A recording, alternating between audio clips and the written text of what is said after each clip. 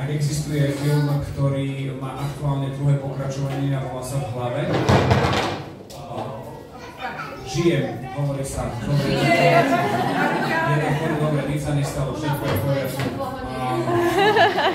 Tak ten film, ktorý je teraz populárny celosvetovo v hlave a pracuje s tým, ako majú deti pracovať s emóciami, tak ja som veľmi hrdý, že niečo na Slovensku máme podobné, že to nemusí byť, ja neviem, Disney, Pixar, ale nejaké také veľké štúdio, ale že tu máme Lindu a že tu máme takúto parádnu knihu a ten pocit hrdosti, že tu máme doma je niečo neuveriteľné. Želám tejto knihe, aby sa preložila do viacerých jazykov a tak ako my sme na ňu hrdí a sme z toho veľmi happy, že taká kniha je, aby mohli byť aj v zahraničí.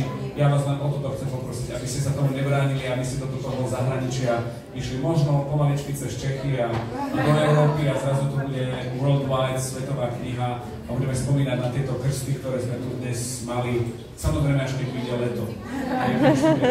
Takže takto, ďakujem veľmi pekne. Ďakujeme.